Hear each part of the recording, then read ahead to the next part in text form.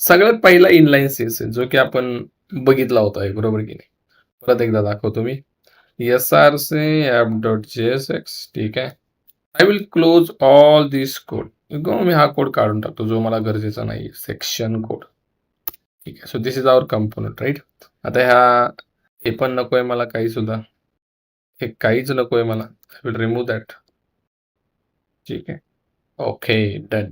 आणि याच्यामध्ये मी लिहित आहे इनसाइड दिस h1 app component. ठीक आहे. And now if I show you, it's look like something this one guys. Okay, it's not look showing anything. So I will remove this const. ठीक आहे. आपण त्याला काढून टाकलंय वरून. So now app component is coming. आता याला by default CSS apply that is index.css. मी याला डिलीटच करून टाकतो. डिलीट करा किंवा त्यातला कोड काढा जे करायचं. डिलीट केल्यावर इथून पण काढावं लागेल बरं का. नाही काढलं तर एरर येईल. तुम्ही जर आता इथं आले हे बघा फाईल नाही आहे तुम्ही ते इम्पोर्ट कसं काय करता. सो फाईल मधला कोड काढा नाहीतर फाईलच काढा. आता याला कुठल्याही प्रकारचे CSS नाहीये. नथिंग काहीच नाही. मग जर याला CSS अप्लाय करायचा पहिला वे कोणता इनलाईन CSS जो की सगळ्यांना माहित आहे. We can use style attribute here like this and we can write double curly bracket. आता डबल कर्ली ब्रॅकेट का लिहायचं याचं पण त्या ठिकाणी रिझन आहे बरं का. and then if I write color colon red guys. So this is inline CSS we can apply to the React component element. आता ह्या डबल कोटचा मिनिंग काय. याच्यातला पहिला जो हा sorry double curly bracket not quote. पहिल्या कर्ली ब्रॅकेटला म्हणतात हा जावा स्क्रिप्टचा ऑब्जेक्टसाठी हा यूज केला जातो. आणि सेकंड कर्ली ब्रॅकेट जो आहे ना तो मेन्शन करतो CSS चा ऑब्जेक्ट.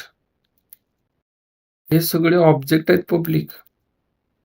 याच्यामध्ये तुम्हाला जे दिसतंय कलर कोलन रेड हा ऑब्जेक्ट आहे की व्हॅल्यू. देन तुम्ही म्हणता बॅकग्राऊंड कलर. बॅकग्राऊंड कलर आता मला सांगा हा ऑब्जेक्ट आहे तर नाहीतर काय आहे बोला. कारण CSS ची प्रॉपर्टी अशी नाहीये. नाही. CSS मध्ये बॅकग्राऊंड असं लिहित नाही आपण. मग कसं लिहितो. CSS मध्ये असं लिहितो आपण background हायपन colour read something kind of. ह्याला डबल कोट देत नाही आपण. याला डबल कोट देतो का नाही. हा ऑब्जेक्ट आहे म्हणून डबल कोट देतोय. हे कळतंय. हा खूप मोठा डिफरन्स आहे मित्र. CSS नॉर्मल जे आपण जावा स्क्रिप्ट मध्ये यूज करत होतो आणि रिॲक्ट मध्ये यूज करत होतो. इथं या प्रॉपर्टी थोड्याशा कॅमल केस मध्ये आहेत. देन ऑब्जेक्ट फॉर्मॅट मध्ये आपण सगळ्या प्रॉपर्टी देतोय. देन मी म्हटलं लेट्स से टेक्स्ट अलाइन. हे बघा आता टेक्स्ट अलाइन CSS मध्ये कसं आहे बोला. टेक्स्ट हायपन ए स्मॉल आहे इथं capital. Text align right. Then let's suppose I want to give something. मी म्हटलं बॉर्डर. बघा आता बॉर्डर रेडियस प्रॉपर्टी कशी आहे अशी आहे. Border radius 20 pixel. Can you check it. या सगळ्या प्रॉपर्टी कशा आहेत त्या ठिकाणी कॅमल केसमध्ये. इफ से लेट्स से मला विड्थ द्यायची असेल मी विड्थ पण दिली माइट बी 300 पिक्सल. त्याची विड्थ सुद्धा तुम्हाला भेटेल 300 pixel lines. App component right. If you want padding, so I will apply the padding also 10 pixel from all the end. So padding is also done guys. Clear is again. So this is something inline CSS you can apply using style attribute and double curly bracket. आता ही भारी आहे. Inline CSS चा फायदा काय बघा. एकाच line मध्ये सगळं आपलं काम होतंय. एकाच लाईन मध्ये आपलं सगळं काम होतं. कुठं जायची गरज नाही ना काय नाही. इथंच लावा झालं का.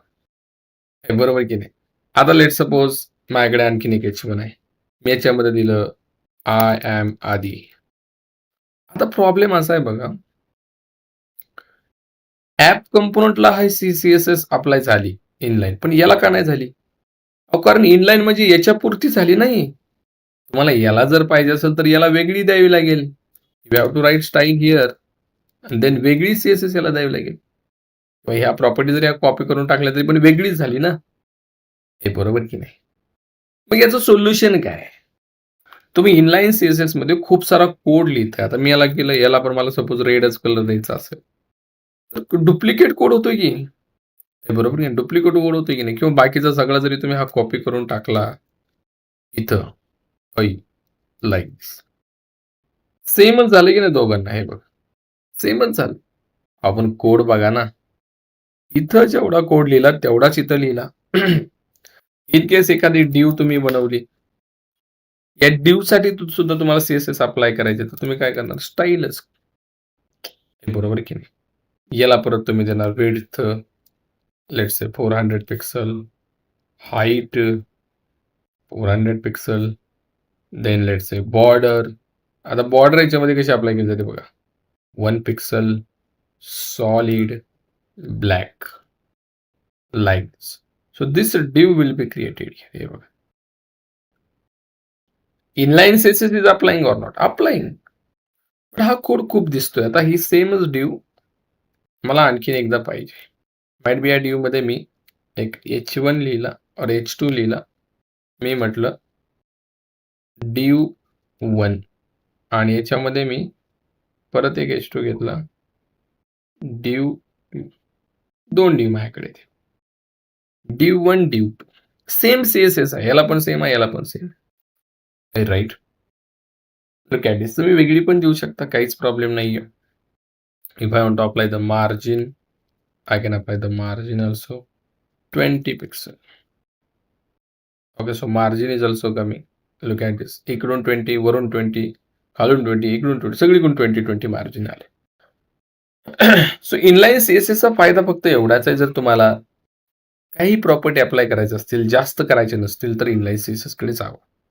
म्हणजे एक लेट सपोज 4 ते 5 प्रॉपर्टीसाठी इनलाईन CSS ठीक आहे, ठीक आहे. पण जास्त प्रॉपर्टी जेव्हा येतील किंवा जिथं डुप्लिकेशनचा विचार आपण करतो बघा, इथं सेम आहे, इथं सेम आहे. तिथं इनलाईन CSS यूज करून मला नाही वाटत की आपलं का त्या ठिकाणी आपण कोडची बचत करतोय, राईट? सो कुठंतरी आपल्याला इंटरनलकडे गेलं पाहिजे. मग इनलाईन CSS मध्ये जर तुम्ही हा स्टाईल ॲट्रिब्यूट वापरला असेल, तर इनलाईन मध्ये सुद्धा स्टाईल ॲट्रिब्यूटच आहे. हे पण फक्त चेंज काय झालाय ते सांगतो मी. सेकंड वे मध्ये, इंटरनल मध्ये मित्रांनो, आपण करतो काय माहितीये का? ह्या सगळ्या ज्या स्टाईल्स आहेत ना, एका ऑब्जेक्ट मध्ये बाइंड करतो. आपण एक ऑब्जेक्ट बनवतो त्या ठिकाणी. आता मी या फंक्शन मध्ये एक ऑब्जेक्ट बनवला, कॉन्स्ट हेडिंग नावाचा ऑब्जेक्ट बनवला. Look at this. आणि या ऑब्जेक्ट मध्ये ह्या सगळ्या प्रॉपर्टी त्या ठिकाणी मी बाइंड करतोय. I will just copy all this properties and just paste it here. Can you check it guys? मला सांगा, इथं पण ऑब्जेक्टच होता ना हा, की व्हॅल्यू याच्यातच टाकून द्या ना. बरोबर की नाही? अँड नाऊ हा CSS ऑब्जेक्टचा कर्ली ब्रॅकेट घ्यायची गरज नाही. आता तुम्ही फक्त GSX चा कर्ली ब्रॅकेट घ्या, हेडिंगला इथं ठेवा. हे झालं की काम? आता हीच हेडिंग तुम्हाला इकडे वापरायची, टाका काढून याला. हे सोपं झालं की नाही मला सांगा? इथं बी घ्या हेडिंग. बघा ना, कोड आपला वाचला की नाही? आउटपुट सेम आहे.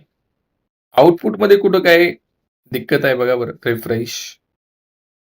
सो 2 वेळा लिहिलेला कोड 1 वेळा आपण लिहितोय. कशामुळे हो? Because of internal CSS. And that is we can achieve using object guys. JavaScript object.